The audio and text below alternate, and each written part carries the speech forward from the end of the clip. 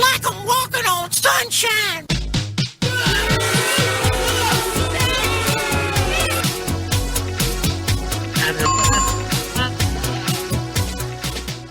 Welcome to DoomCast number 34. I'm your host, Charlie Mcgrath, joined by my co-host, co-founder, Doug Owen of blacklistednews.com. My website's wideawakenews.com, and I don't know why the music's coming back up. I am broadcasting from St. Cloud, Minnesota. Oh, wait. We have a jingle for you now. This is hold on. Let me. Yeah. I wasn't expecting you to throw that out at the gate. I had. Oh, sorry. Where in the world is Charlie Mcgrath. he go from Nashville to Norway? All right. So Let's start over. That's funny. You want to start over? no. Going? Okay. Yeah, keep going. That's hilarious, man. When did you make that? Goofball? Just about 15 minutes Goofball. ago. 15 minutes ago. I meant goofball in the most respectful way for... You better, Charlie Mcgrath. Watch yourself. There's some Doug Owen lovers out there that, man, if I cross you, I catch a little bit of grief for that. If I give you too much grief, I need to back off a little bit. So, with all due respect, Doug, when did you make goofball? Just about 15 minutes before the show here. That is awesome. Where in the world is Charlie Mcgrath? I am in St. Cloud, Minnesota. Awesome little town. I rolled into here, maybe an hour or so ago for a buying show up here that I'll be attending all day tomorrow, and then flying to Denver on Friday, and then back to Bozeman Friday night. And we should have. I don't think we announced that last week, because I would. Every time I go somewhere, I get emails saying, "Hey, man, next time you're in Lincoln, stop. Let us know. We'll buy you a beer or whatever." And we should have announced St. Cloud, because I could be getting a free Doomer beer right now, Doug Owen. Yeah, well, you got to take what you can get from the listening audience. I mean, if they're going to buy you a beer, you got to take it. You got to take it. Absolutely.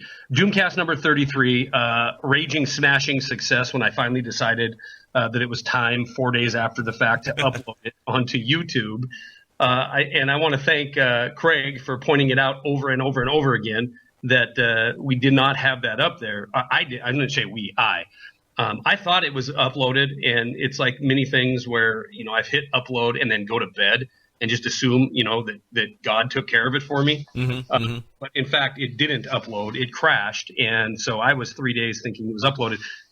Even with that being the case, we're sitting at almost 1,000 downloads in literally 24 hours. I mean, that thing has barely been up there. And I want to thank all the wonderful Doomers who gave us 45 thumbs down to 7 thumbs up. That's awesome. That's awesome. That means they listened at least halfway through the show before.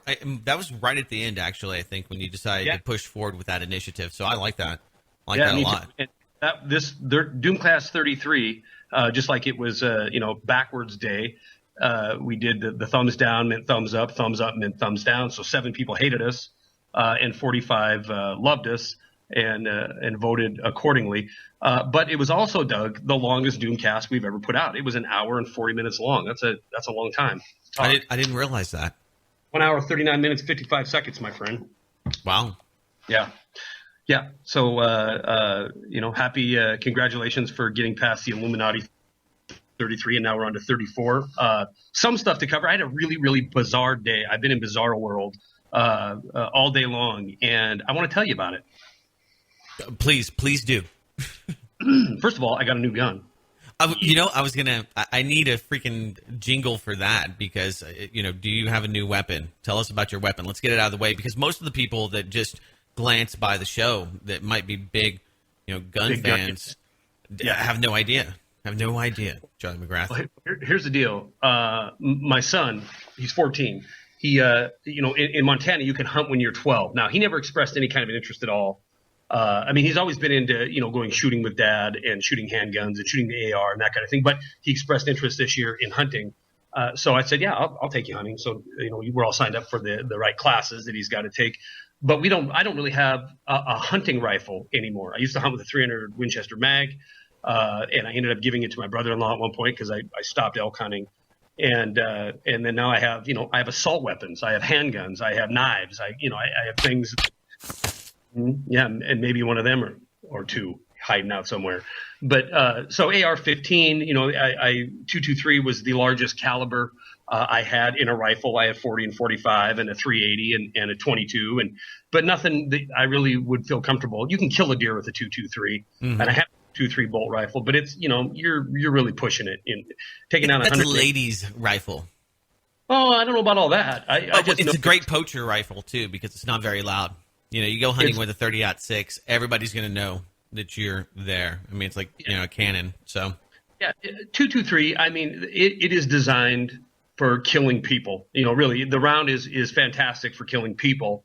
And then the other advantage and the reason why it's such a popular tactical round is that you can pack a buttload of ammunition for the weight that you would for 30-06 20 rounds is 100 rounds of 223, right? So there's obvious advantages to that caliber. One of them isn't going out and shooting a 200-pound mule deer. It'll kill it, but you better know where that shot's going to hit. So I wanted to step up anyway and get something more for a long range type tactical shooting. So 50 cal. I got a 40 millimeter grenade launcher. I went out and bought my son a 308. There's a video up right now, ultimate sniper round and insane 12 gauge double buck action. That there's a day Monday went out and me and my son and shot his Remington 783. Doug, this 308 caliber it is a $300 rifle. Remington came out, all of them, Savage, Remington, Ruger, they've all come out with these base, price point rifles that are just absolutely fantastic. I mean, they're fantastic rifles. You would have to spend, 10 years ago, you'd have to spend, $500 to $700 for a Remington 700 BDL to get the kind of performance you can out of this Remington 783. Cheap plastic synthetic stock, but a good barrel, an excellent trigger. The best trigger I have on any weapon I have. I put it on the little gauge, and I'm at 2.5 pounds out of the box. And it's like a rod of glass breaking on your finger. It is just a very crisp, light trigger, very, very accurate. Put a $100 Bushnell scope on there. And, we were grouping that thing in, at 110 yards, we were grouping it about 1.5 inches, which, that's absolutely perfect. So Remington 783, the whole package, $329 I paid for the rifle, $99 for the scope. And absolutely, we are now ready for anything out to about, I'm going to be honest, because people will say, well, I can hit something at 1,000 yards with a 308. Well, okay, maybe you can, maybe you can't, but I'm going to be realistic. 500 yards, if you can hit a 24-inch gong, you're doing pretty good. So yeah, I don't buy that. I mean, at that point, you're almost lucking into it. I'm thinking about something like that. I might print one of those out when my son's of age. Print one of them out on your 3D printer? Yeah. Do it. You're right there. I mean, look at the polymers, the synthetics. Yeah, the only obviously the only thing is going to be the barrel, but I mean, I think you could certainly rigid conduit. You can make zip guns here in Texas. It's all okay. Not that I would ever do that or make a potato launcher. I don't know. I think that's kind of a right of a child to have a potato launcher at some point. I had them. I had. How can you deny your children that? I don't even know if you can buy Aquanet anymore. You know what? I had a tennis ball mortar tube. Did you ever build one of those? No. Oh, good Lord, Doug Owen. They're fantastically fun. You put 3 or 4 tennis ball metal tubes together, and you fill the bottom of it up with kerosene and touch it off with the tennis ball soaked in kerosene in it. And it's awesome. Do not try this anywhere. If you were hearing this, we did not recommend this. I'm just saying in my past, at a few kegger events, we might have made a few of these kind of impromptu. It will light your day up. There's no doubt about it. If you do it wrong, you're gonna get burned. But it's all part of growing up. But you're right. I mean, kids gotta, especially young men, like young boys. Come on, they gotta experiment with their destructive side a little bit now and then. So I think the spud guns, they're awesome. These are just things you do when you're a kid. Especially growing I don't up. think they're legal anymore. I think you can get in a lot of trouble for those things. For a potato gun? I think so. Oh my God. I want to say that they're highly illegal now. Well, move to Montana. We're still somewhat free, and you can build potato guns all day long, Doug Owen. Oh, you can still build potato guns, but just don't get caught with one. Yeah. That's like anything, I guess. Yeah, don't get caught camping out in Albuquerque, New Mexico either, unless you want to catch some of the aforementioned 223 rounds in your chest. Did you happen to have that video posted up at Blacklisted News? What's that? The guy that's camping. Yeah, that I wanted to talk about that just because of the fact that we saw the almost, I think, assassination team. They were ready to kill this guy. They provocateured him. They chased him down. They had dogs ready. They had a whole team. They had a guy videotaping it. It's like, man, they sent an insertion team. I mean, this is what you would expect to see from SEAL Team 6, going after, Osama bin Laden or something. And they're going after this homeless guy who's obviously, good chance he's crazy. If most of the people that are homeless, that are some people do it by choice, but a lot of these people do have, mental handicaps. They have brain damage. So you got to think about that. And it was just so macabre watching him, release the dog to make sure he's dead and going through the paces after they've, pretty much assassinated this guy. Well, there's not about it, and hopefully you can hear me. And for those your hotel Wi-Fi is crapping out, Charlie Mcgrath. Yeah. Well, we might be switching to Samsung Wi-Fi. Is it still pretty horrible? No, I think as long as I keep interjecting and getting the audio going back and forth, it seems like it's giving you a little bit more bandwidth. So, yeah. All right. Well, I have nothing else running, so if it goes bad, we'll do what we had to do last week, which is call me back, and I'll answer with the phone, and we'll finish up that way. But yeah, this video is troubling. I have it at Wide Awake News on the right hand side, about halfway down on the first page.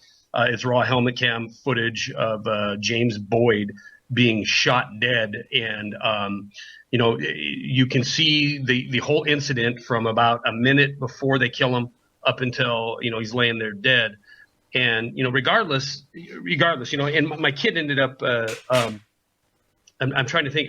When I hosted the program last night with Karen Tostada, we talked about this a little bit, and my kid overheard me talking about it, so he wanted to watch this video, which what am I going to say? Yeah, watch it.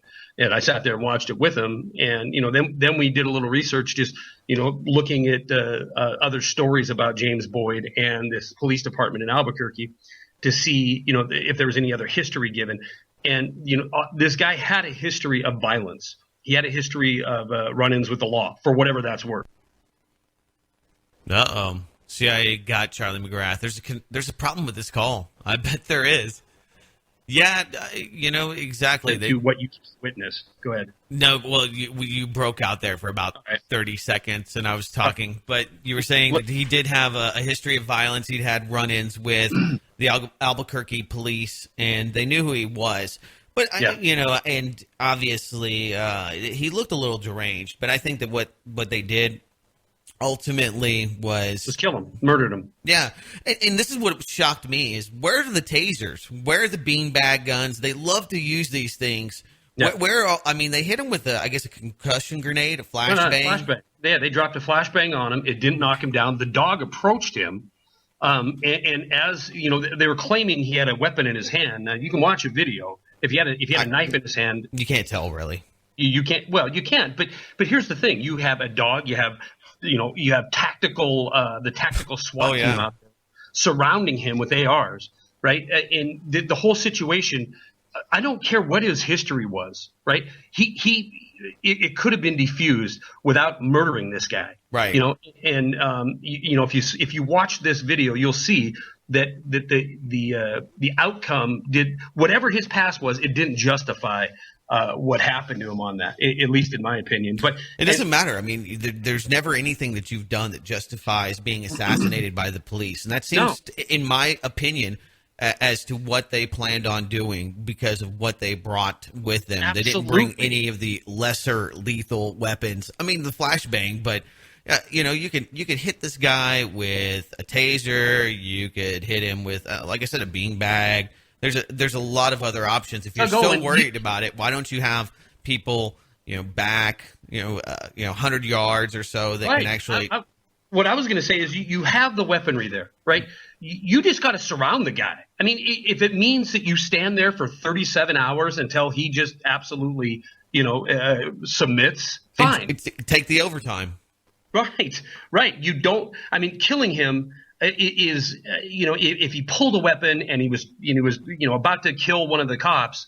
All right. No, you know what? He'd been talking shit. They were pissed off. No. This is what I think. This is my opinion. He'd been in town, been talking shit to him. They've had a bunch of run-ins. They decided, screw this guy. We're going to go up there. We're going to freaking kick. If he freaking jumps, I'm going to shoot this guy in the head. And that's what it seemed like that's what they wanted to do. Yeah, and he was talking a little crap in this video. Yeah. You can hear him say, if you'd roust me like this in my home, I'd have the right to kill you, that kind of. So he was talking crap. Yeah. Irrelevant. Completely irrelevant. He didn't deserve to be snuffed out. And throw a flashbang. And you hear the cop saying, do it. Throws a flashbang, and then bap, bap, bap, bap, bap. 5 rounds out of that AR, and he's dead. And and unfortunately, I mean, you can't wait out a crazy homeless person. I mean, that's what I don't get. Why are we in such a rush? What's he doing? I mean, we're not in a apartment complex or a school where there's kids or anything. We're out in the freaking BFE raiding an illegal camper. I mean, this is at best a B misdemeanor. I don't know. Somewhere in that realm. I mean, you could even go as far as maybe trespassing, but I don't know the logistics of where he was camping. Regardless, it doesn't matter. There's no reason to kill this guy. And if this was just once, you hear about these once a year or something, that's bad enough. But Doug, you covered these things. I covered there. It's every other day somebody sends a video or something along these lines. Either a chick getting a finger shoved up inside her because she got pulled over for a traffic stop, or these ridiculous Constitution-free zones 100 miles in from every border around this country, where people are being treated like they're some kind of a terrorist for driving well within their rights for driving supposedly unmolested across this country. It's completely and utterly out of control, man. I mean, our police forces are so militarized, they're so gung ho, and I think in a lot of cases they're so roided up. Man, they're itching, man. They're itching to pull that trigger. Well, they eat garbage food too all day long. Most of those guys are hitting Denny's 3 times a day, so you're not in great cognitive condition. Yeah. I mean, I don't want to stereotype or paint all police departments with broad brushes, because I've met people that do a good job and really do care about the community and serving the community. And so I don't want to indict all of them, but the overall prevailing mentality is that you get these jugheads, right? You get these jugheads that you're right. I mean, in every walk of life, there's great, decent human beings. There's no doubt about that. So I'm not even going to debate that, because that's obvious. Mm-hmm. And I have had people on the program who would debate that and said the whole thing is.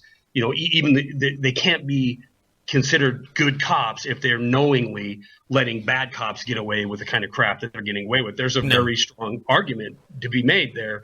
But what I see, and compared to when I was, my kid's age, right? When I was caught drinking at 15, 16 years old by the cops, right? It was maybe a little strong arm, a little, throw you in cuffs, call your old man. Well, they tase kids in school now. They just tase the kids, and they're asserting their authority in a reckless manner and out of control manner that is reminiscent of brainwashing of these cops. And you see them, I see them in the gym, right? And they're the biggest dudes in there. They're over there just kicking it and pumping iron. And I'm like, in the locker room waiting for the old anabolic steroid needles to come out. Because they absolutely, they exude that kind of mentality that, they're going to be all jacked up, pumped up, put on their bulletproof vest, put on their Kevlar helmet, and go out and get that M4 and get busy on some camper, some guy who's trespassing on public land. It's insane. And this militarization, it is getting steadily worse. I mean, we just talked on DoomCast 20 something about a little podunk town in Texas. No offense, that's rolling with an MRAP. That's rolling with MRAPs now. What the hell, man? Yeah.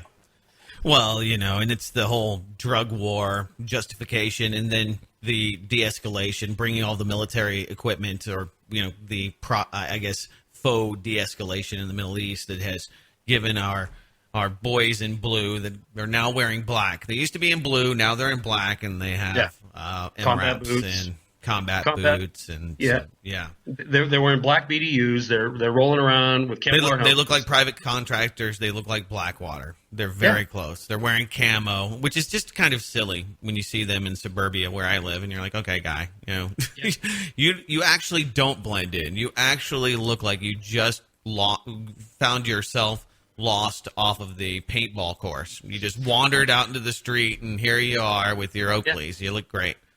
And a lot of them are just wannabe. They're wannabe, SEALs. They're wannabe Rangers.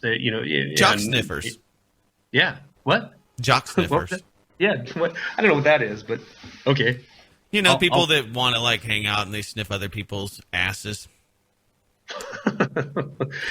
Celebrity. I mean, it's the same thing. I mean, almost any kind of celebrity. And when it comes to police, I mean, the job has power because they can operate with impunity. So, of course, bad people are always with, all sorts of horrible plots and plans try to become police officers so they can have that power. So, at the root of it, I think we could definitely argue about how much power should we bestow to police officers and whether or not that they should have special rights. I mean, when you look at this case, just to go back for a moment to the gentleman that was pretty much assassinated by the Albuquerque Police Department, they came ready to kill this guy. They wanted to kill this guy, and they waited for the technical moment when he grabbed something or started shifting around to where they thought, okay, we can legally kill this guy.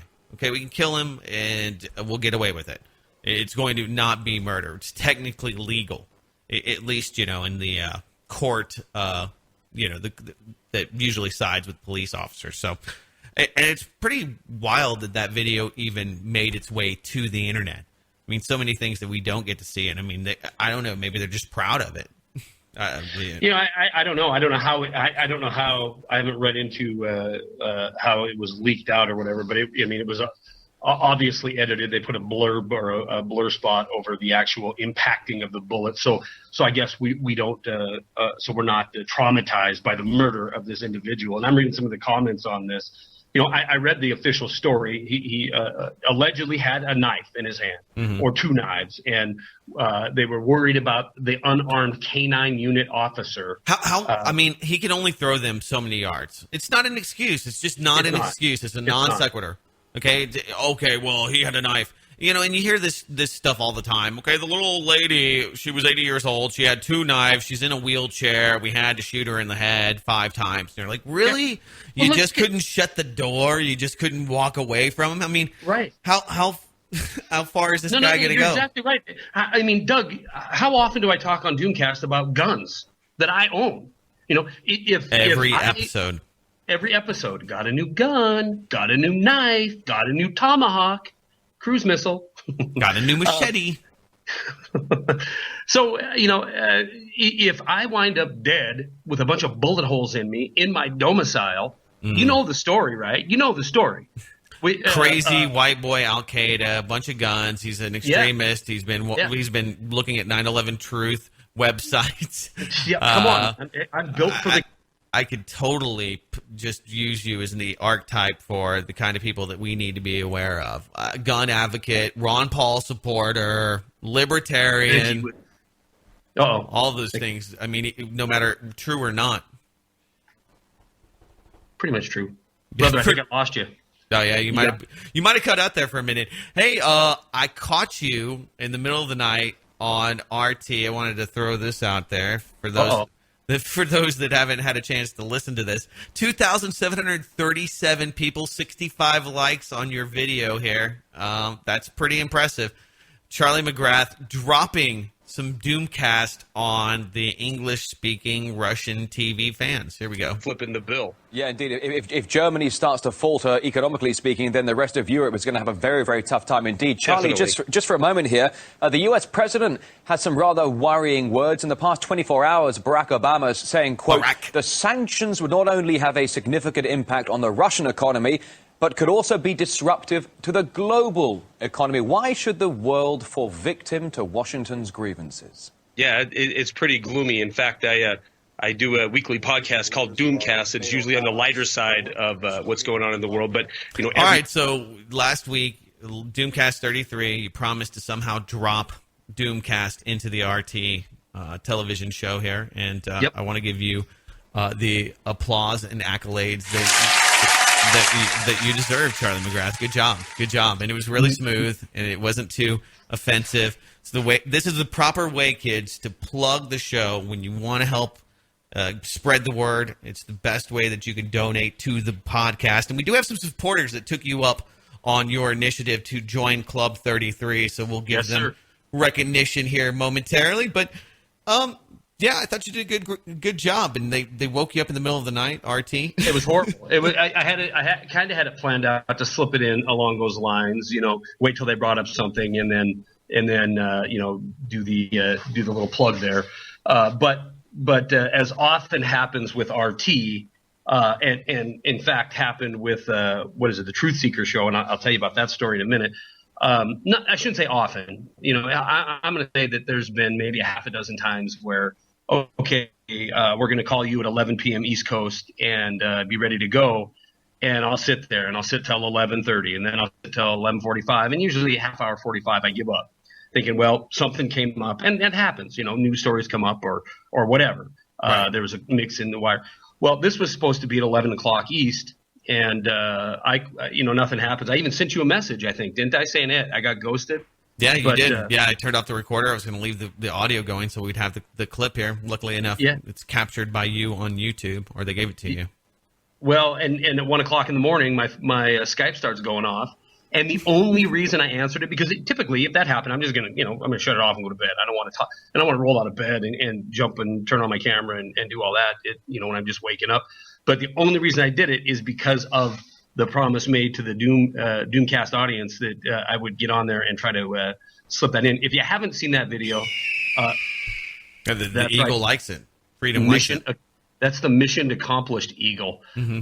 If you haven't seen that video, please watch it. Not because of some kind of hubris reason on my part, but because you can see what I look like at 1 a.m. I literally look like I just rolled out of bed because I did. I have a Wide Awake News t-shirt on, a sport coat, and my face is all puffy because I was just getting into that nice REM sleep.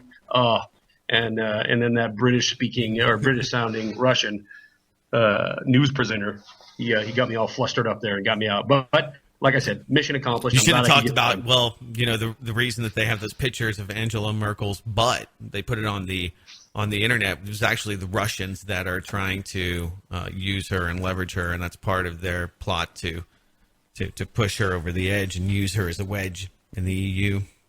Come up with something really crazy just to throw them totally off. You'd be like, what? Wow. Where did you come from? What is this?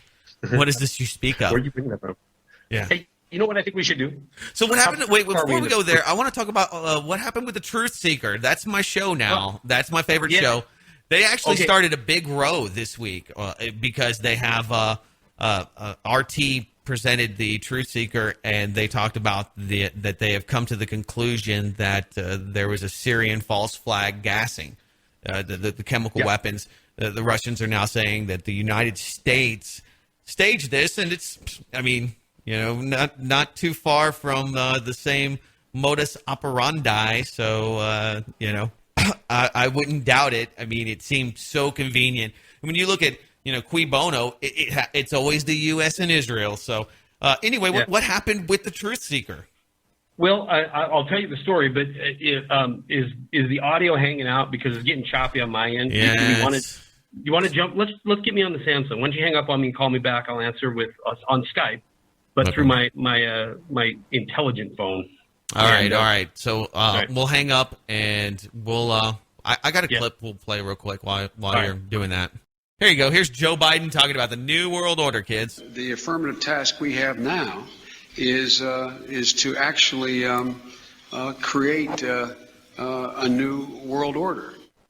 There you go. And if you don't know what the New World Order is all about, you're not sure, well, you can get it straight from the horse's mouth. Where's that one? For the first time in all of human history, almost all of mankind is politically awake. And these new and old major powers face still yet another, in some respects, unprecedented. Let's call Charlie back. Let's Zignu. And it is that while the lethality of their power is greater than ever, their capacity to impose control over the politically awakened masses of the world. All right. I think we can do this. We have the technology. We can continue the show. Yeah, just let's like continue this. it. All right, so you were scheduled to be on the Truth Seeker. You gave me in DoomCast, I think it was 31, the questions that you would be asked about the BBC, and I mentioned Operation Gladio. I mentioned how the BBC. I answered as best as I could. I think there was 4 questions that were pinpointed for the presentation. Charlie gave us a little inside baseball as to how it works, and it's not really anything different than you would find at most cable news networks as far as the presentation and how they put together the packages. So, some people like to have the proverbial curtain pulled back. So you did that, and I answered as best as possible. So you were going to do that. What ended up happening? Well, I did do the interview. Now, the Truth Seeker, it's the first. What do you call that? I guess news magazine that this regular scheduled not just a news broadcast. It's a program. It's one of their shows, right? So it's the first one of them I've done on RT. Everything has just been news interviews. So Mr. Bayramov, he is the producer for the Truth Seeker show. Great guy. Now this head producer, instead of just calling me and saying, okay, at 11 o'clock East, you're gonna be live on RT. He's like, at 11 o'clock East, I'm going to call you and I'm going to interview you. So he did that, and we did this interview a week prior, 5 days prior to the program, which was supposed to air Sunday, and it was about a half hour long. And he just asked me a series of questions, of which you and the audience heard, because that's the little bit inside baseball we did there. And in this program, or in this setup, Mr. Bayramov is acting as the host of Truth Seeker. Now he's never going to be on camera. However, the questions are going to be asked of me just as he asked them of me. So that happens a lot in programs. You'll think the anchor or the news presenter is asking a person a question live, and they're not. They're asking a question that was pre-recorded, in this case, a week earlier. So he asked me all these questions. We do the half-hour deal. Went really smooth. He thought it was great. But then when it came time to air Truth Seekers on Sunday, the story on the Syrian deal took center stage, and it went in front of the BBC conflict. So that never made it to the air. That whole interview is now sitting. Now, see, I thought I saw it online. I thought I saw the BBC. I saw it, and I thought I was going to play it. I think that they uploaded it and had it on their YouTube channel, but their YouTube channel was shut down last week, wasn't it? It was taken down. Now, they came back up, but I saw blurbs about it. By the time I saw the people writing about it, the blogosphere had responded, and YouTube, I guess, had launched the channel back up for them. Sorry if you heard that. That was a ringing incoming call blasting in my ear. I hope. No. I guess your phone well, pretty let me smart. tell you. Yeah, it knew. Let me tell you what the response I got, and I'll read this to you. Here's some more inside baseball, because I'd asked him. I went on the channel because I knew it was supposed to air Sunday. I went on Monday to try to find it to upload it onto YouTube or onto my channel, and I couldn't find it. So I sent him an email saying, "Hey, can I get a link to that interview?" And he writes me back, "Sorry for the late response."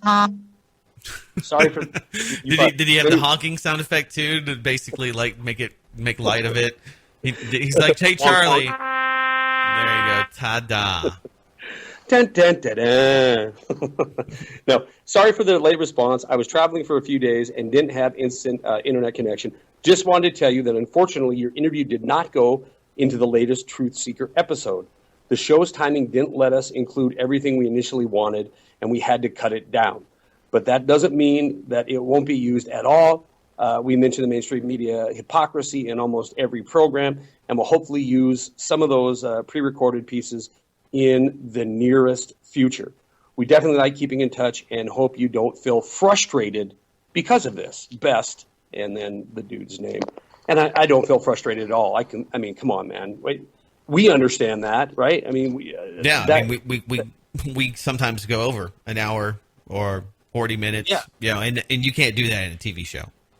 No, and you know what? If it's whatever, I mean, I'm really surprised that every single interview that I've ever done, the whole thing, that's one thing that old Liz Wall was complaining about, was editing and all this to make it toe the party line, as it were. And one thing that I'll attest to is every interview I've ever done, every second of it, even when I plug DoomCast, is broadcast. And they have the opportunity, right? That broadcasts live once, but then it also goes on to RT. It goes on to RT USA. It goes on to RT International. It goes on to their YouTube channel. So it's on a bunch of different platforms, and they have the opportunity to cut that up any way they want to. And they have a room full of people that don't do anything all day long, but cut up videos or produce videos and put them on to these different platforms. So if they wanted, if they said something, or if I said something that they didn't agree with, or if I said something that was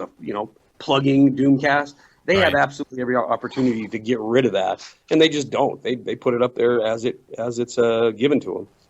Yeah, that's that's not really the norm at most news stations, according to people that have worked for them. I've never worked at a news station, but I listen to lots of people that have had to work, in corporate media, and that you basically told a lot. Yeah, I guess so. Yeah, I mean he's one of many. Yeah, he was an anchor in I think Las Vegas. Really? That's where he started his broadcasting career. And he's told me stories very, very similar to that. I used to date a reporter when she was first out of journalism school, coming out to a small market in Montana, and this is how it works. They cut it up. U.S. media, corporate media, cuts it up for shock and awe. That's what it's about. TNA or shock and awe. Anything else, if it bleeds, it leads. That's the deal. That's the model. I mean, when you have media that profits off of scaring people into buying products, and that's one of the things. That's my biggest critique of the alternative media, is that they've taken on the same corporate model that is, maybe not as sinister, but really compromises you in the exact same way, no matter what it may be. So, I'm sorry that you were left on the cutting room floor, but it doesn't sound like there was a grand conspiracy there to shut you down or anything. So that's good. That's good. Okay. That is good. And there's no doubt. I mean, I've talked to him a few times since then. I'll be on there. I'll be on there again at some point. Yeah. So there's a few things I do want to mention here. We do have a few nuggets to chew on. A few stories. Well, but first I want to talk, or thank rather, the Club 33 members. You put out the initiative to donate the show number, which was 33, and a few people did. First one comes from Kowalski, $33. He writes in and says, I enjoy the podcast and have been a listener for quite a few years. I cannot join a live chat as much as I like, but I listen with iTunes when I can. Congrats on the new edition. He sent that to me, and we also have two others. This is a $66 donation. It's a double shot. What? Yeah. Wow. It says, hi, Doug. This is 2 times 33, so please a double plug for Wide Awake News. So Wide Awake News, wideawakenews.com. That's the double plug. Great show. Many thanks, Agnes and Ivana. So I want to thank those people. And that's, right there. That is just 3 people that have supported the show in one show alone. And, we're on our way. We're on our way, Charlie Mcgrath. No doubt. Craig Simpson, who is awesome. He Oh shoot, Craig, I'm sorry. He's an executive producer of the show, pretty much at this point. Pretty much, and I gave his name out, but then I'm thinking I shouldn't have done that. But then I'm thinking that's on his. It's on his comments. It's on his comments on YouTube. So yeah. So CS, I already blew it, but CS, he's in the Club 33. He donated as well, and I'm pulling these up right now as I speak on a very, very bad internet Wi-Fi in a hotel room. It's a lot better now. It's not too bad. We're doing it. Because I'm on a cell phone. That's why. And I got to separate these out because some of these are the 33 Club. Some of them are the new platform of the Awake Marketplace, which you were dogging me about, but is going very, very well. Was not dogging you about it. Okay, wait a minute. I got AM. I'm not going to give the name because I don't recognize the name from chat. Please double plug. Blacklisted News, great show. Many thanks. A and I. Is this the same person? Yeah. A and I. Well, they did 66 in two different spots. Then Owen. Wow. They're 100. That's a double. That's a quadruple shot. That's a quad shot in the dark right there. Wow. That's what that is. Yeah. I want to also thank CD. I hope they get this. Yeah, that was a $30 one, and Wide Awake DoomCast CD. I'm going to say Colby. I'm going to give the first name Colby D. Thank you very much. $30, and that's close enough to the 33 Club, so you're in it as well. We'll throw in the change. Yep, we'll throw in the change, and that is all I had from. But wait a minute. Wide Awake DoomCast. This is a $20 from Joanne Y. And I want to thank her for that. $20 Wide Awake / Doomcast. Thank you very much. And then we have several that are for the Awake Marketplace guys putting their banners up there, which that has just been going fantastically well. So I'm happy that's working out for everybody. And you know what, Doug and I, we both have outlets where these you can drop off donations to the program. And we don't ever. I mean, we just let each other know what we have, but we don't ever divvy it up or anything like that. It's pretty equal, I think, about so far. But Doug, I'm overwhelmed, man. I mean, really, when you're looking at Doomcast 33, I mean, that's a couple $100. That's real support, and that means a lot. I mean, the fact that these guys are showing up every single week and the downloads are continuing to increase, that's great. But it's obviously not that I want to toot the horn of Doomcast, but it's obviously finding a place and resonating with folks. And well, it says a lot about those folks because they're supporting independent media. They like the model. They find value in what we're doing, and we find value in ensuring that the listeners are not shopped to salespeople. So I think that's really important. I think that the support in what we're doing really. It's great for us, but it's really supporting and shows how great these people are and willing to make a choice. Yeah, and I'm going to go back here because you remember when I was Where in the World is Charlie Mcgrath and I was in Denver and I didn't have my file. We had Kathleen W., follower of Wide Awake News Forever, awesome. She donated $100 back on the 24th of last month. Anthony M., $10 to Wide Awake News / Doomcast, me and Doug. That was awesome. I was also on the 24th. The 23rd, Avery K., $10. Jason S. on the 23rd of last month, $20. The 13th of last month, never mind, that was a bill that I had to pay. What are you, in PayPal over here? Yeah. You need to work on the spreadsheet, sir. Yeah, listen to this one. This is one that I mentioned in the video because this guy Tony B. and Tony, if I haven't mentioned in the past, this is worth mentioning it. He doesn't have a bunch of money, $9.94, and he donated that. I've never donated to Doom before. LOA, it's a weird amount, but it's all I have left in my account, and I know every bit will help. And if I didn't mention that before, Tony B., I want to make sure that you got that plug now because that's awesome, man. I mean, you got $10 left, and you're giving it to me and Doug for this program. And we're going to continue to put out thought-provoking, intelligent, fun information in podcasts. So, hopefully we deliver the value to you. That's the point. I hope so too. And let me also say this one more time, and then I'm done. Craig Simpson, he donated recently, but it's not his first time. He gave us $20 back on in February 12th of last month too. So you guys are great. Thank you. And I hope I mentioned everybody. If I didn't, send me info@wideawakenews.com. If I did not mention you and you have donated, you need to let me know, because I did skip you on purpose. Yeah, please do. Please do. All right, so we've got two stories. One about eating celebrities, a new startup that has, I think, has my attention. I like the idea of eating people. Soylent Green comes to mind. Or we could talk about the too big to fail advantage in the Fed study. Which way would you like to go there, Mr. Charlie Mcgrath? I want to talk about eating people. Okay, so, when you run out of great ideas, you start coming up with really bad ideas that shock and scare people, right? I mean, yes.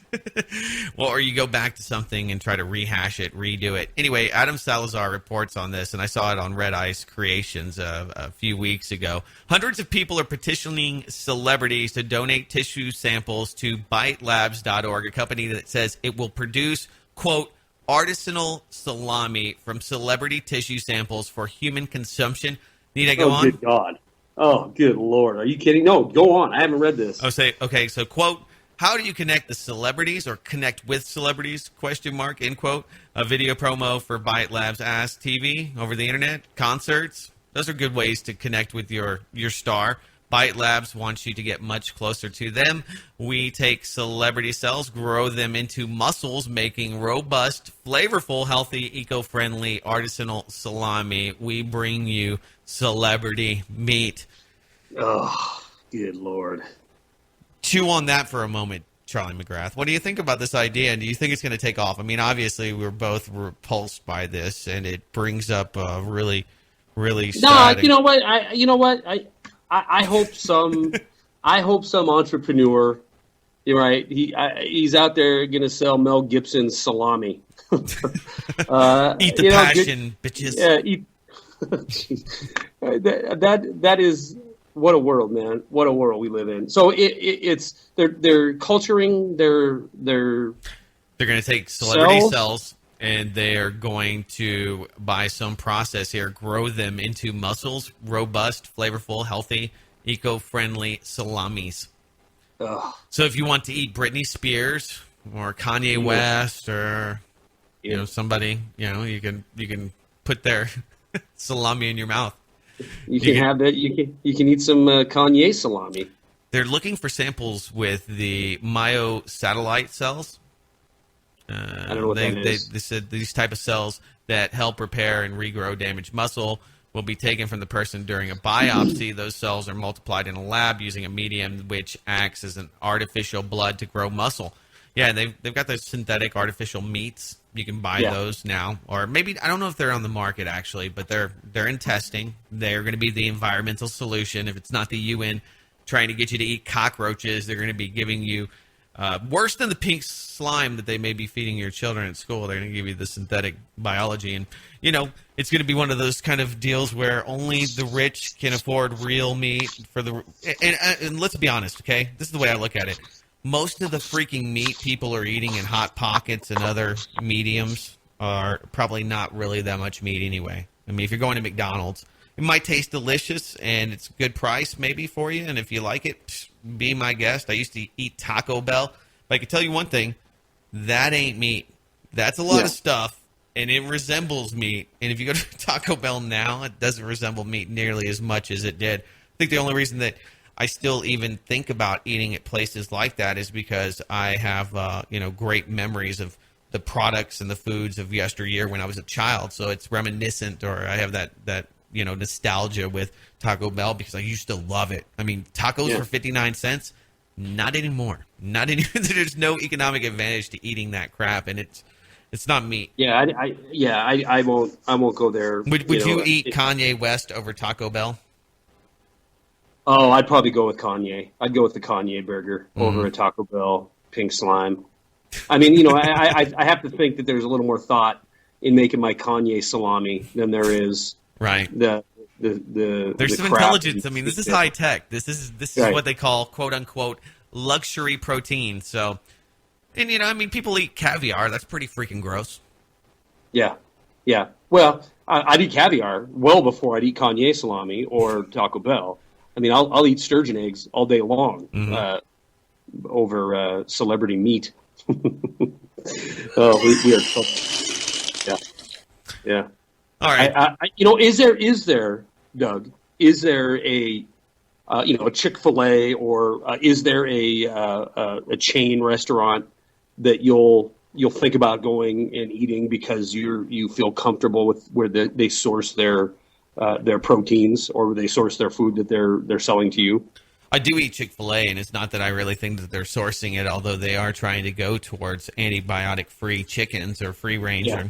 That I think that's a nice option. Shows you the market can work when people become more intelligent and want to eat better food and become smarter consumers. People like Chick-fil-A that cater to let's be honest, I think a different crowd, of people than say McDonald's. They care more about the food that they're eating. And I'm not saying you're just right-wing conservatives, because I always get blamed for being one of those just because I'm from Texas. But, Well, you kind of are, though. Well, yeah, I mean, there's certain things you just can't get away from. But Right. but actually, I mean, my mom and my dad, it's pretty funny. They actually they vote. They always vote opposite of one another. My mom's a Democrat, by and large, pretty socially liberal, fiscally conservative, which really means that she has some grandiose ideas, but she doesn't know how to pay for them. And it's one of the most dangerous labels out there. So they actually kind of counterbalance one another. So I had plenty of conservative ideology and plenty of gardening, composting, and compassion that my mom kind of exuded when I was little. So anyway, I mean, I think like most people, I mean, I'm pretty balanced and actually kind of a centrist when it comes to most policy, government regulations, things like that. Pretty moderate. Yeah, I'm busting on you again. I that's all I was doing there is calling you a heathenistic conservative red stater, and I know that's not true. I know your ideology is a lot like mine, which is common sense and more libertarian.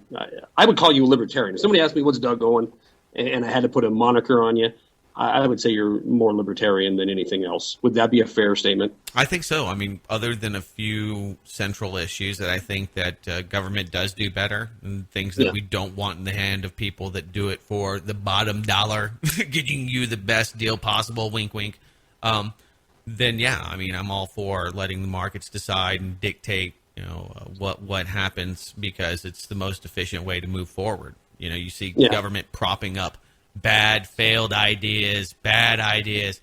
I mean, whether you like the Affordable Health Care Act or not, you got to wonder why, with the best people available and, millions of dollars, billions of dollars at the government's disposal, that they wasted, why they can't get a website going. I mean, it's kind of that's the archetype of why big government kind of fails people in certain situations. Most of the stuff that, and I'm probably a little more. I don't know. I guess I'd probably be a little more.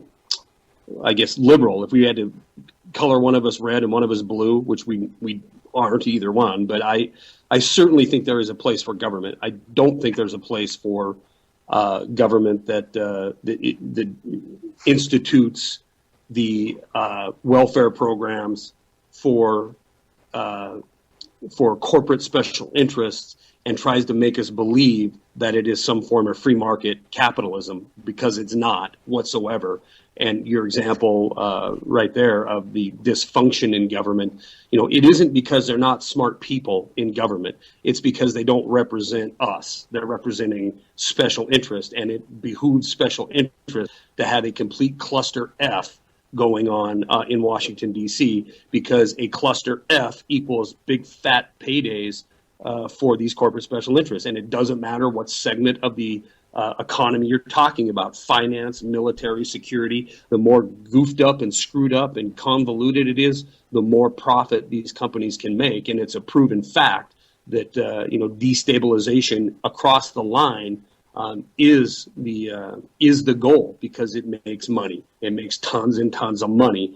That if it's a big enough destabilizing effect, it's tons of money with zero accountability behind it as well. So, I'm all for free markets if they're really free. I'm all for capitalism if it's really capitalism.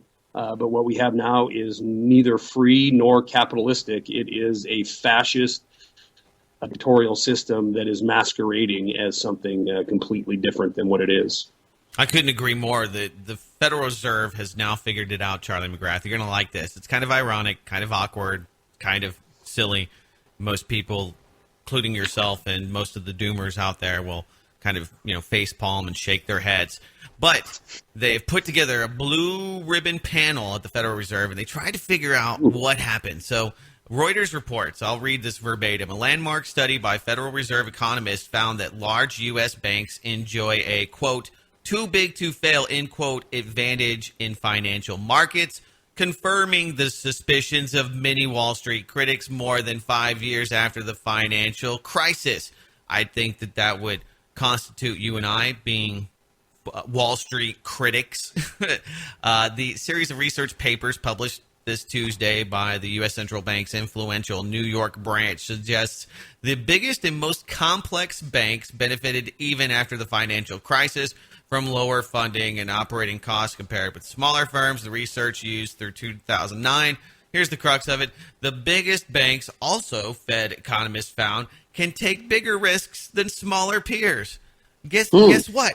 If you've got billions of dollars and you're too big to fail, you can make risky bets and not have to worry about the consequences.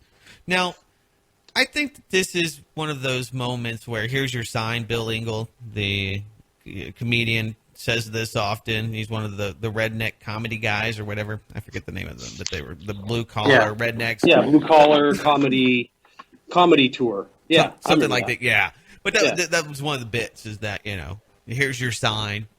Okay, so you figure out that when you back and you engender big banks that are the siffies, that they have the sniffles, they sound like they have contracted herpes or something that's called a siffy. It's a systemically important financial institution.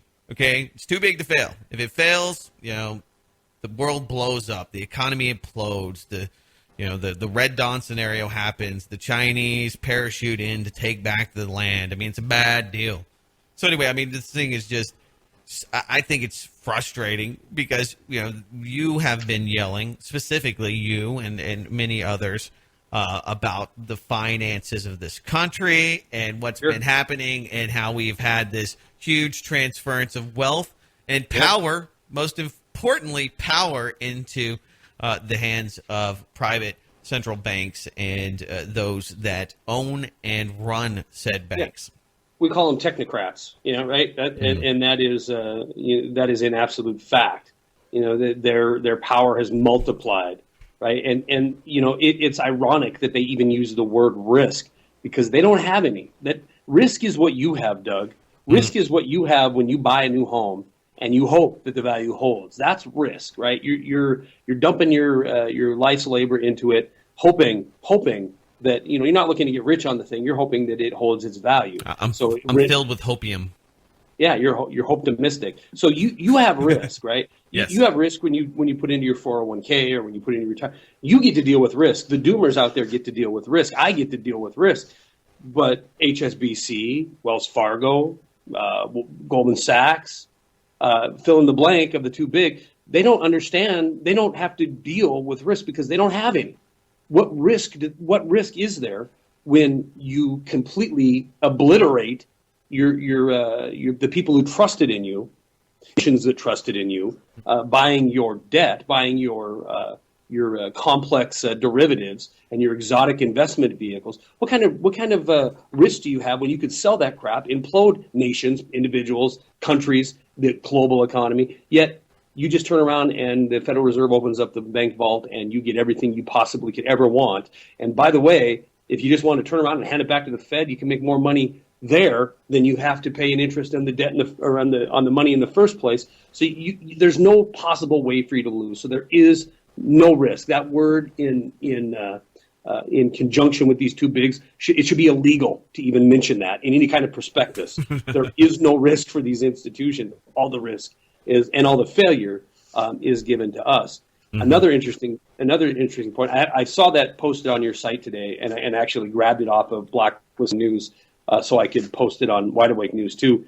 But I didn't get a chance to read the entire article yet. But I don't know if it's covered in there or not. But it is a fact that regional smaller banks that understand what risk is because they have to live in the same world that we do are in 100-year, get this, 100-year low, not per capita, right? Not per population growth, 100-year low, or since the creation of the Federal Reserve, the lowest number of independent regional banks in the last since 1913, right? Under 7,000 for the first time in 90 plus years.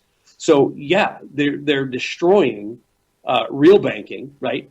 They're destroying the so-called mom and pop financial institutions so they can gather up the wheat that they've harvested, the blood harvest, and take that wealth and take that power. And bam, that's where we're at. That's where we're at right now. That's why we're in this conflict and this drama over Ukraine. If you think it's about anything other than money, you are not living in reality, my friends. Oh, the new Ukrainians, I guess, west of Crimea are going to really like the new plan for their gas prices. So the IMF has a plan. They are going to raise their gas prices by 50%. And this is the IMF. This is your foreign diktat. This is your technocrats that are taking over. Ukraine, according to Reuters, is raising the price of gas for domestic consumers by more than 50% from May 1st. So this is really going to be a literal Mayday for these people. Now, they're waiting till after winter, right? So hopefully some of you Ukrainians that might be listening to this show are thawed out by that point and will implement further rises under a fixed timetable until 2018. Official state emergency company Naftogaz said on Wednesday, don't worry, next year the U.S. is going to frack. This is the idea. This is the plan, or they have some other ones, but they've been testing this one and dipping their toes in with the idea that we're going to frack so much that we can help supplant the need. I was like, whoa, good luck with that. Oh my God. But this is another half-cocked austerity. This is austerity at the that's the IMF highest plan. level. That's the IMF plan. The Ukraine, the 60 programs that Dennis Kucinich talked about with Bill O'Reilly, and Bill O'Reilly made him look like, he was some kind of pinko communist for being anti-stay the hell out of Ukraine. Mm-hmm. But the 60 plus programs that he spoke of, right, that you and I paid for through these quasi-government agencies that destabilized Ukraine in the first place, it was all done to implement an IMF/NATO plan, and the IMF plan isn't a mystery, right? Look at Greece. Look at the peripheral nations around Europe that are just that are dealing with the austerity measures of the International Monetary Fund. That's exactly what they're going to do in Ukraine. That's exactly why the powers that be wanted that West-friendly regime put in there. The neo-Nazis, they wanted them put in there for that exact reason, so they could implement the NATO/IMF plan. The NATO plan is simple. They just want to get a little bit closer to Russia, to the Russian border, and take over some of these former Soviet bloc nations and make them their very own. So it makes a lot of sense to me anyway. I don't know what your take is, but it makes a lot of sense. If you're Russia and you're sitting there looking at, you have dozens and dozens of very, very lucrative pipelines going through Ukraine to feed Europe with energy resources, and you're not so hot and heavy about having NATO on your literal doorstep, not a buffer country between you, literally on your doorstep. I mean, it makes sense that they want to protect their military bases they have there, and they don't necessarily want a technocratic regime there. I mean, don't they have elections next week or something coming up? I mean, you would think that they would wait for the elected officials to make a decision as to whether they want to take the IMF loans, but apparently the technocrats and the new central bankers that are there now, Yachts and Crew and the Victoria Nuland Winners Circle, they are going to go ahead and get in debt real quick, just like Libya. I mean, it's the same plan. It's used over and over and over again, the same playbook. And so it's pretty easy to identify, I think, that what's going to happen is there's going to be another color revolution, because this is not going to stand once they start really trying to integrate the Ukraine without lots and lots and lots and lots of money. And I just don't think that there's going to be the political support in the U.S. and in Europe to sustain that. We'll find out. I don't think it's going to end very well. And that's what, this always comes back to, is that the people that suffer are the people on the ground, the actual people that live in Ukraine, that are going to pay the price for really just trying to, support something. I mean, when you're between a rock and a hard place, I can only empathize for these people, because you've had this long lineage of other countries trying to own and occupy and extort, and when it comes to dealing between the average people are getting pushed into this price war. They're the cannon fodder in all of this. So when you're waging economic war, and that's what's happening now, and if the sanctions talk and everyone else out there playing into this, and the G8 and the G7. Yeah, it's G7 now. Coming to fight alongside the U.S. in this dollar war. Anyway, I mean, I could rant for hours on that. Yeah, but you're not gonna, because I got you mentioned you don't know if anybody's listening in Ukraine, and I thought, what, I could tell you, at least I can tell you from the YouTube videos, because there's analytics on these. And you can pull up and see who's watching and how long they're watching for. Creepy. And, yeah, it is creepy. Male, female. We have that stuff's bull crap. I think most of it is. Well, here's the deal. I think I think there's some. First of all, I think the view count's fairly accurate, right? I think that's accurate.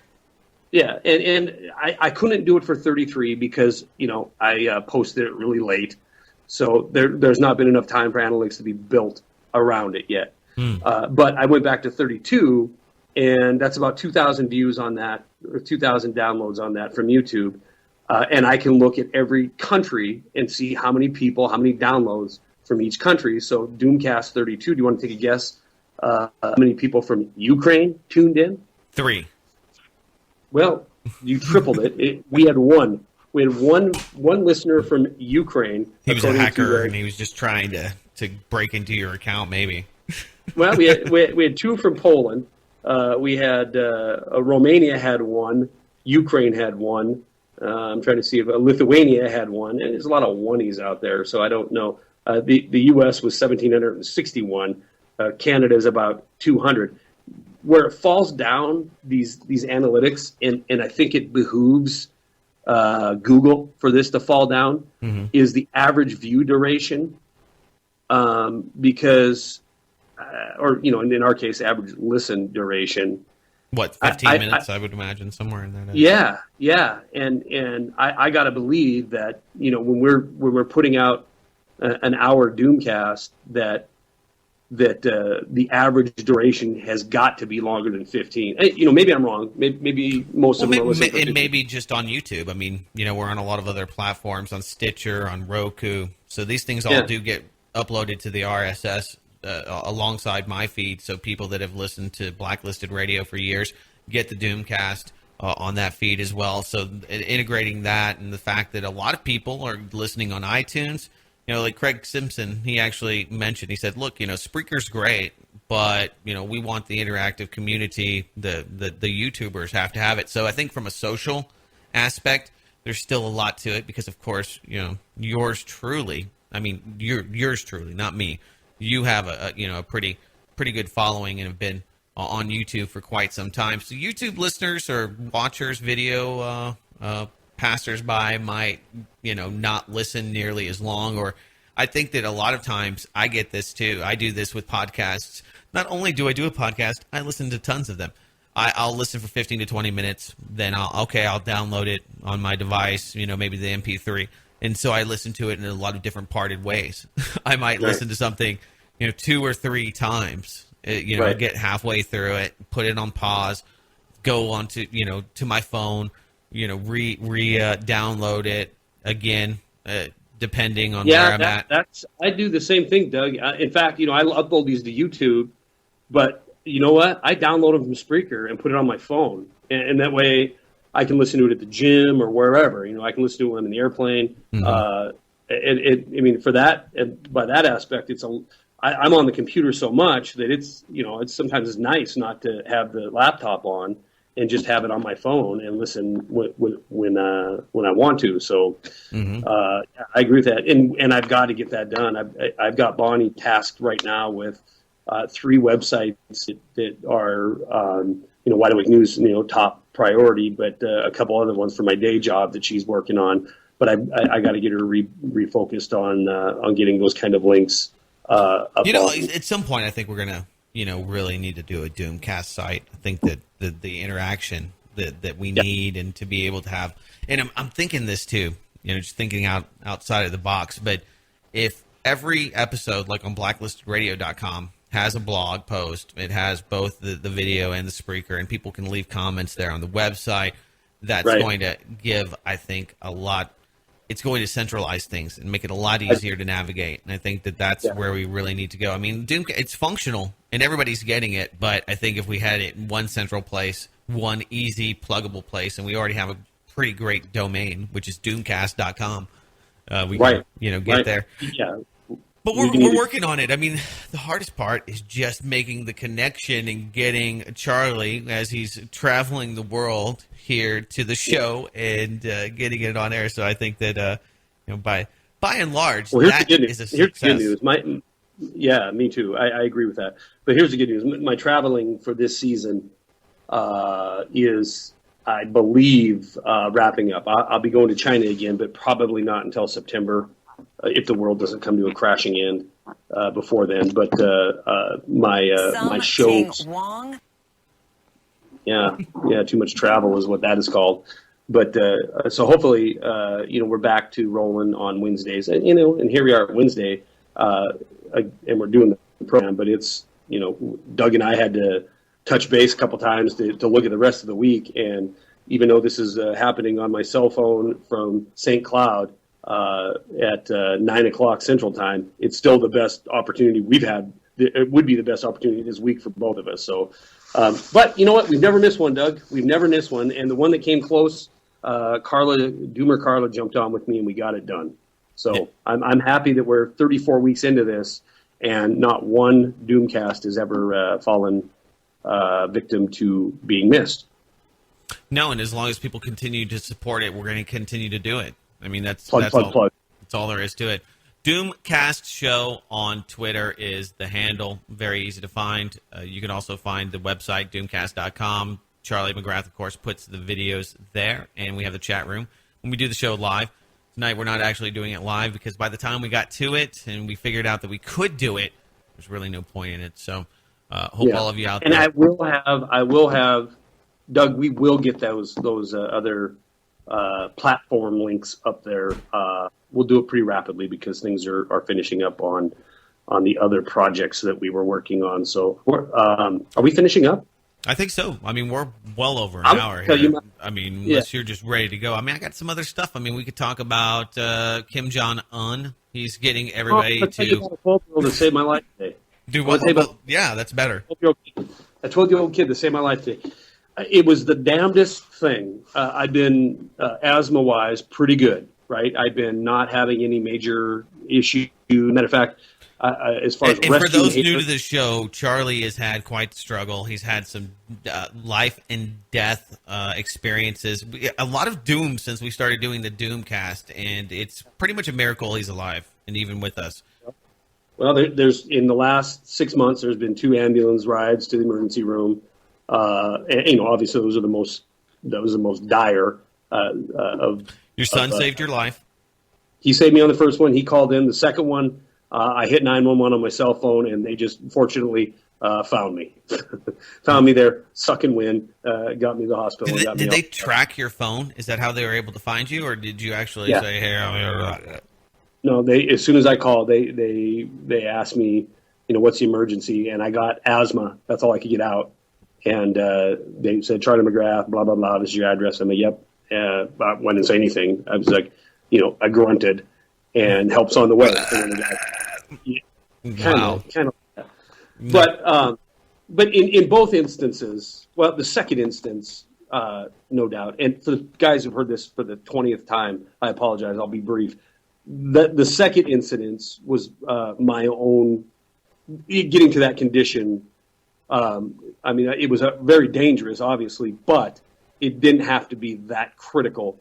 I had a plan in place that I did not follow, which is, at a certain level of which I know, in my case, if the second nebulizer treatment, we're still continuing to get worse, I need to be in front of the hospital. I need to be in the emergency room parking lot.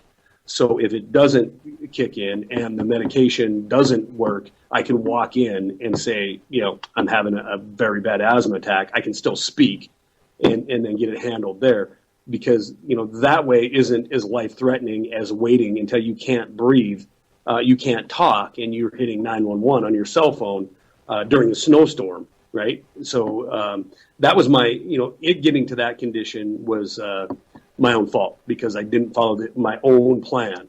I'll never, ever make that mistake. That's a good lesson even in anybody that preps for anything. If you're going to prep and you're going to go to the trouble of making a plan, if you don't follow it, you completely wasted all your time, all your effort, all your money, all your ambition is gone if you are not literally willing to follow through and do it. So, in my own case, I'm a victim of thinking, it'll be fine. It'll be fine. I did this. I took this, I took this steroid. It's going to kick in. No, my plan was to go and knowing full well that if it gets worse, it's a condition that will not allow me to, get myself to where I need to get help. I have to have somebody else rescue me. So, anyway, that today's story wasn't as severe. However, I was on the airplane and I ended up having I don't know if it was an asthma / anxiety type of an event. It was as soon as I pressurized the airplane, and Doug, I fly all the time. So I'm used to flying, but as soon as in this instance, when they pressurized the airplane, we got to altitude. It felt like a bull elephant was standing on my chest, and I was moving air, as they say, but it was very labored and very, very difficult. That in a very bad asthmatic situation leads to extreme anxiety really quickly, which exacerbates the situation because you know what could happen. And then you also know you're in a metal tube at 38,000 feet, and you know that anything that if I make a statement to a flight attendant, is it going to become an emergency medical landing situation? Is it going to, all this crap starts rolling through your head, so you get really deep into the anxiety realm. And guys, you could ruin everybody's day. You could really derail everything quickly. Yes, you could. And when it gets really, really bad, you just don't care. You're going to do it. But the anxiety, if you're anxious about that, it could push you from a mild event to a major event. Anxiety really does affect it in that way. So at about 40 minutes into this, labored breathing, I have my earphones in, I'm listening to Beethoven, and I'm trying to calm down. And it's, I'm fighting my own brain at this point. Finally, there's this 12-year-old, it's me, 3-row seat, me, open seat, then this 12-year-old kid. And I finally just take off the headphones. And a lot of times, just talking to somebody calms you down, right? You start a conversation. The kid talked to me for an hour and a half. We talked about everything that, he's done in middle school, blah, blah, blah, skiing, blah, why he's in Montana. And just that conversation brought me, and I had taken one albuterol blast on my inhaler, but just getting my mind off of it and having this kid sit here and talk to me really prevented this from escalating to a major event. I'm completely and totally convinced that was the case. So I was really grateful that he wasn't just some shy little 12-year-old that I said, "Hey, what's going on?" And he just clams up, because that that would have been a very sad situation for me. I'd have been I think it would have been a lot worse than it was. So I want to thank that 12-year-old kid from Birmingham, Alabama. Hopefully he's gets a hold of a DoomCast at some point. But he talked me down, as it were, Doug Owen. It was great. Wow. Getting a little perspective from a 12-year-old. It's humbling, I would imagine. Well, he wasn't talking about asthma. He was just talking about how his trip to Montana was, and it was just, it gets your mind off of it, and it was a giant help. Oh, yeah. So thanks, 12-year-old Birmingham, Alabama kid. Yeah. You kept the Doomcast going. Save Charlie Mcgrath from ultimately hyperventilating and freaking out and taking the plane down. Yeah, we'd have been. Yeah, you better watch how you say that in SA prank call. Oh, yeah. Sorry. So here's the sitch. Things are better. They're getting better, but the plan like I just talked about. When I travel like this, I want to come home. I want to see my son again. I want to see my girlfriend again. So one of the plans is, and I sent you a Skype a half hour before we started tonight, and I said I'll be there, 20 minutes or so. Because one of the things I have to do in my own plan, my own prepping plan, is when I go to some place that I've not been before, I drive from the hotel to the emergency room, so I know the route, I know how long it takes to get there, and if this crap hits me at 3 o'clock in the morning, I'm not freaking out. I can get in the car and I can drive. You're down. well prepared. You got a plan. You're ready to execute it. Yes, that is the moral of the story. You're an asthma prepper. Yes, and you know what? You can use that across the spectrum. I think in prepping, period. Sure. If you're going to make a plan, then you have to have the common sense enough to use it. And I think there's a lot of people that don't. You know what I mean? I think there's a lot of people that prep to the nines, and wouldn't. They'd see a disaster, and this would be their bug out moment, and they wouldn't, and they'd hang out because they think things would turn the corner or whatever, and maybe it's a good lesson to learn. Yeah. That, if you're planning for A and A happens, then you need to act. Don't get drunk on optimism. That's right, like Doug Owen and his home value. Yeah. No offense, Doug. Well, you can only lose if you're selling. Remember that, kids.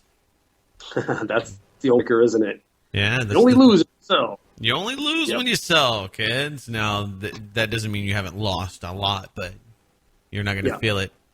It means that they've already taken your blood. You just haven't realized it. It's like that Wile E. Coyote moment when you're running out over the edge of the cliff. And you can keep running as long as you don't look down. And as soon as Wile E. Coyote looks down, he immediately starts taking the dive. So it's good. Yeah. The cliff. I don't know who is what in this scenario. I know that Wile E. Coyote would be the populace, all right, of the country. Mm-hmm. Yes, of course. The cliff. That's the stage that's been set by the powers that be. Yes. And I don't know why we ended up off the cliff. I guess we got pushed by the banking cabal off that cliff. The fiscal cliff. The fiscal cliff. Yeah. What else you got, Owen? What else you got?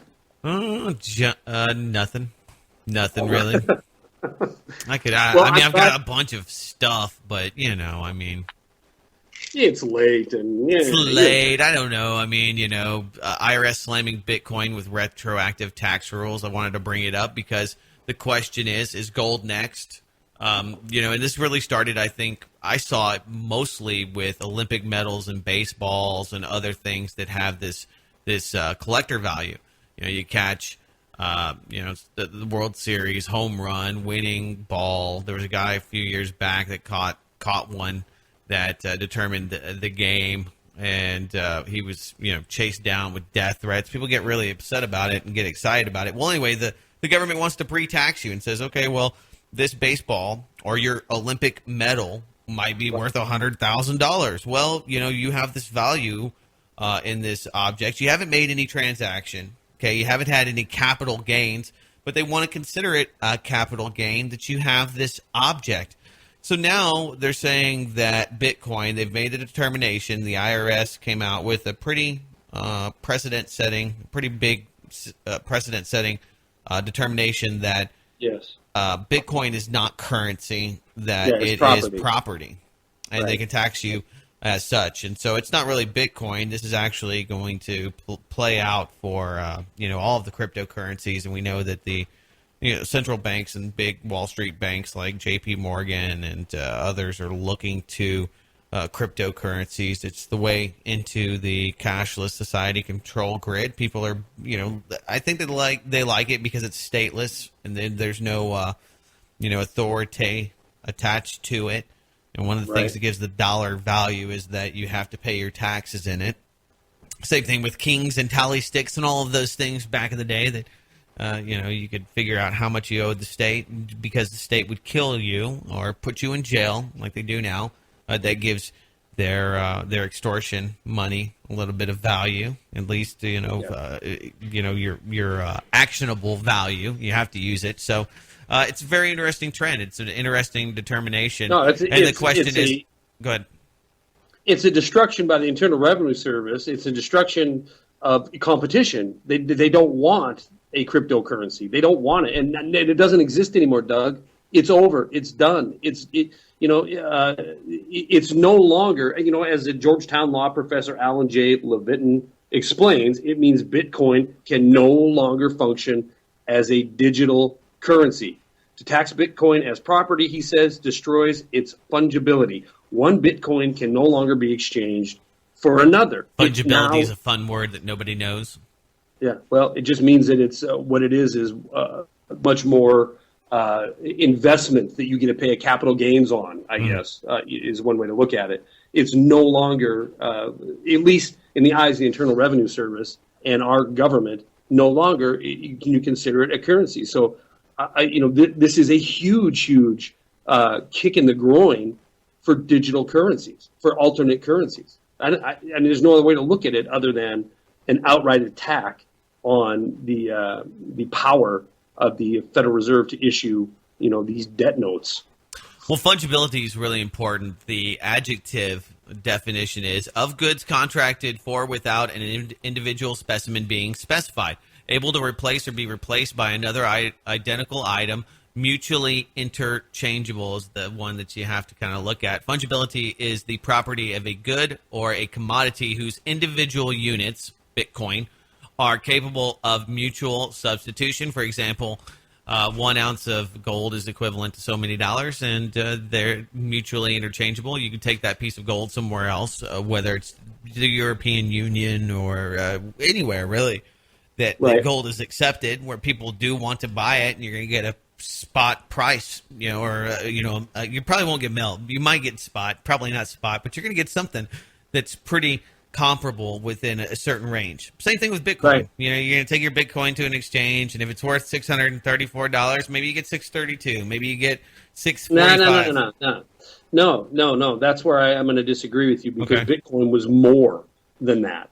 Bitcoin was a literal currency. You're talking gold, silver, platinum, palladium, or whatever thing of value. It's no different than a 67 Mustang, right? It has value because of its scarcity, rarity, or because the market will bear it. But you're always converting it into what? Dollars, marks, Canadian dollars. Only if you want to, though. You don't have to. People do invest. No. It is something you can keep, I guess. I don't see it really. The Bitcoin was literal currency. I could go literally buy. I don't have to convert it into a dollar before I buy a T-shirt. I could buy a T-shirt. I think you still do that, though. That doesn't change anything. What they're saying is, I think this is what happens here in the U.S. because this is a national law or a federal law. If you're in the U.S., you take your Bitcoin, you cash it out for dollars or cash it out for property. You may have to pay for it. I don't know about property. I guess maybe, but it would seem that it makes sense to me that you've had a capital gain if you cash out. Okay, you buy a Bitcoin for $15 and then you sell it to an exchange, or you exchange with an exchange and you get cash and you get $600 or whatever the going rate is today for your Bitcoin at said time of transaction. Then you've made something. You've taken it's kind of an investment, and so I guess I I can understand that. That makes sense to me. And guess what your investment or your capital gains tax is right now, currently on your Bitcoins? Tell me. 23.9%. Yeah. So there could be a lot of Bitcoin millionaires that are about to find themselves in deep doo-doo, and for average people now using Bitcoins. If they don't pay their tidings to the king, then you're in the black market. The IRS is getting themselves lots of ammunition and shotguns for something. 16,000 new agents with Obamacare, just so they can make sure that everybody's got good health care and not buying it in Bitcoin, apparently. Yeah, they might not tase you. They might just shoot you. Something like a $10 bill, for example, is fungible. The $10 bill you got from an ATM is the same as a $10 bill you got back as change at the ice cream parlor is the same as a $10 bill on a very lucky day you find on the street. It doesn't matter which $10 bill you spend. And I'm reading from this article. So $10 bill, in other words, are interchangeable. This is why we don't use horses, bananas, and hand-painted ceramic ashtrays as currency. and that's to my point. That's why we don't use like it or not, we don't use silver as currency or gold as currency. I just don't see how this can be physical property, or you can even count it as property. I mean, I've seen the claim it's a stock. What's the difference between that and a stock or a bond? I mean, you're getting taxes on capital gains. Yeah, but they're not property taxes. No. They're viewing it rather than a currency like a Canadian dollar. Mm-hmm. They're viewing it as a piece of property. In my mind's eye, that is, they're looking at it and they're going to tax you as it increases in value in U.S. dollars, like they would a capital gain on any other investment. Right. So, with one foul swoop, the IRS, the Federal Reserve, they have the power to dominate and destroy any cryptocurrency. As long as we give them the power to do so, there's nothing to stop them from, all the momentum in the world getting behind something, and them just to step in So what if I hold my Bitcoins in a virtual server in Russia? Do I have to pay U.S. capital gains taxes? And do I have to pay them if I just keep them in Bitcoin? I don't know. I'm not that far. Well, those would be the questions I would have for the Bitcoin. I'm sure the people that are in the Bitcoin community are probably asking themselves and trying to figure out if. My question is, if you exchange, not that as much, because I would think that if you kept them in the form of a Bitcoin, especially off country, I guess, I would think logically that would be something that you're not going to see a bill on, but. We're not financial advisors. DoomCast is not an LLC. Yeah. We do not have a license to advise you on any kind of financial products. Listen to this show at your own risk. What happens when a vendor, I don't think it's going to stop the guys from, like you with your 40,000 Bitcoins that you have tucked away. Mm-hmm. You're probably going to keep them. Right. But what happens is it takes the market. The sporting goods store that suddenly put a Bitcoin button on his website might be taking it down because he doesn't want to get involved with paying taxes on this exchange between his material and your form of payment. Maybe he no longer wants to take it because of the additional headache and hassle. Yeah. I mean, I think it destroys the market from that end, not necessarily the people that want it, but the people that accept it. You know what I mean?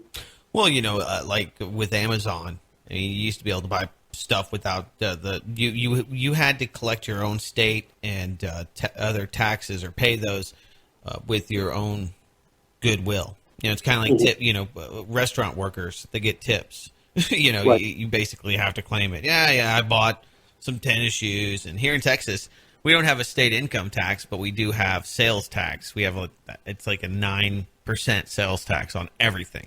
Other than food, and they have special weekends where you can buy your kids clothes for the government education that they'll receive annually, all that kind of stuff. But it's I guess a good way to tax all of our foreign visitors, our new citizens here in Gitmo Nation, and so you have to kind of contend with that. But if you are now they have all of that integrated into the Amazon thing, so it's no longer an honor system. And that's what I was trying to point out. It's an honor system. It used to be an honor system.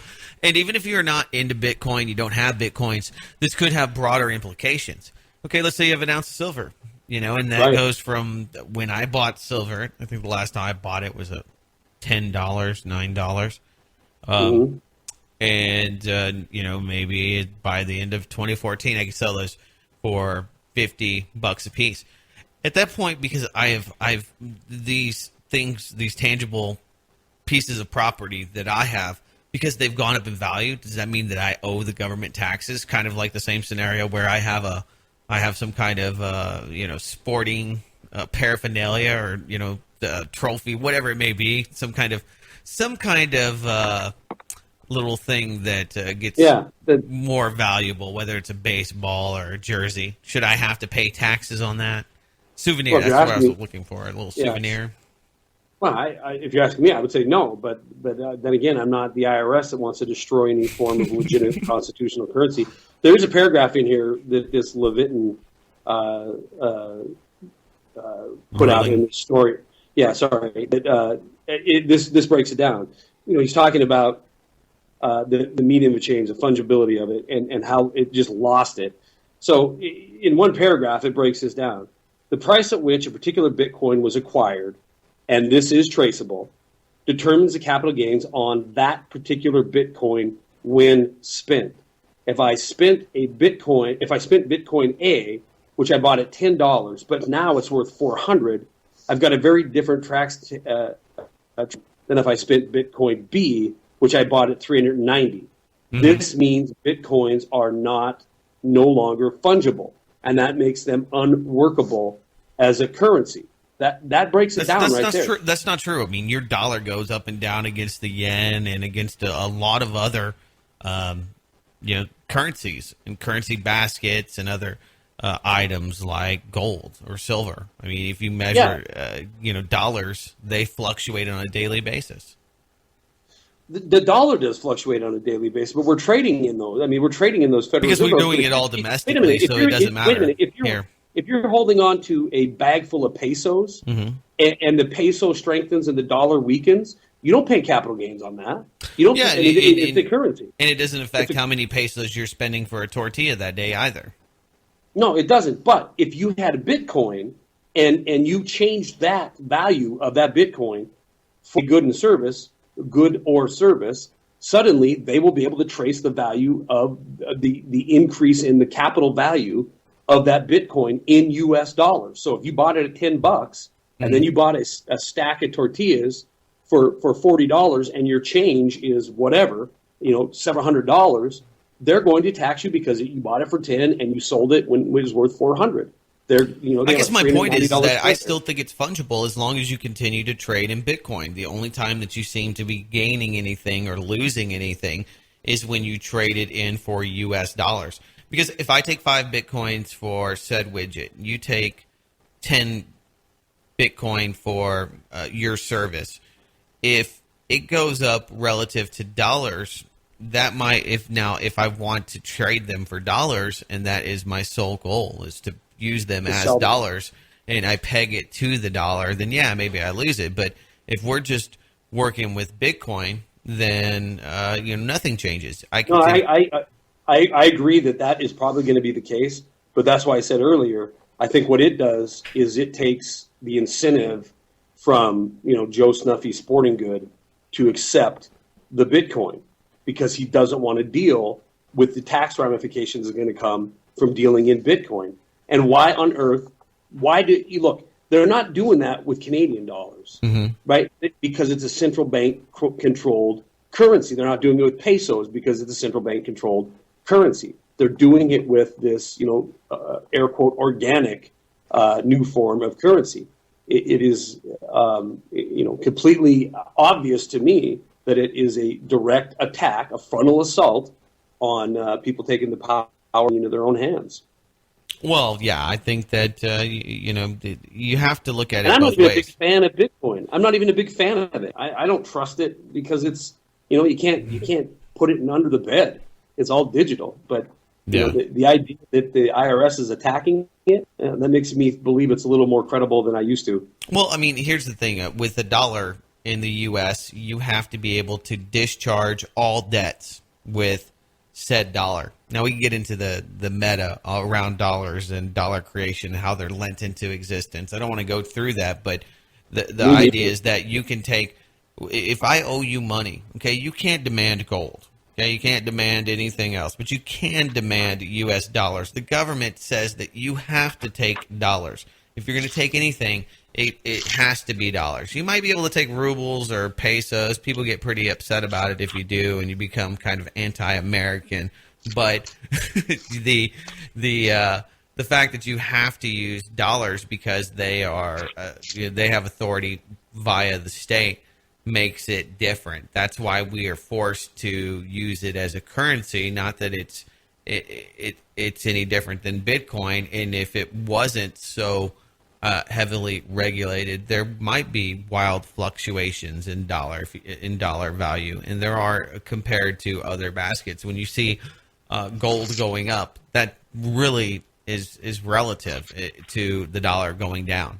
I agree with that, because you're not expanding, you're not getting anything more. You're not getting more physical gold for the ounce. Okay, it's not that doesn't ever change. You get an ounce of gold. An ounce of gold is an ounce of gold is an ounce of gold. Everything else around it. Same thing with the steak. You look at the prices. 19% rise in 2014 for prices in meat. I mean, that's almost 20%. 1/5 more you're paying at the supermarket. Now that changes. But then again, we don't call steaks currency, so it's a broad debate. But I guess if you're making so much money, off you just Bitcoin, made the perfect point. Go ahead, Doug. You just made the perfect point. That is the perfect analogy, because you're talking about beef, you're talking about steak, you're talking about things that are not currency, and that's what Bitcoin just became, a non-currency. It is now a piece of beef. It is now a chunk of gold. It is now and it doesn't have the value, even the inherent value of beef or gold. So you know what? This is, unless something changes, which it is not going to, because the central bankers run the world, that this is the beginning of the end for this cryptocurrency. Period. Maybe I'm wrong, but I don't think I am. I don't think you're wrong either. I'm enjoying a Jimmy John's sandwich that's all organic meat. What do you think of that? I'm surprised that it's all organic meat. Well, he told me it was. We'll see. We'll see if this really. Jimmy John's, I mean, it's pretty notorious for being cheap. I mean, not that it's bad necessarily, but we do know that deli meat has carcinogens on it. So this is all veggie. It's all veggie. Oh, I knew you were a communist. I knew. All right, you ready to wrap this thing up, Charlie Mcgrath? I think we've given people more. It's not 100% true because there was some turkey on it, but I peeled it off. My name is Charlie Mcgrath. My website is wideawakenews.com. My friend, my co-founder, and my buddy is Doug Owen. His website is blacklistednews.com. Our website together is DoomCast.com.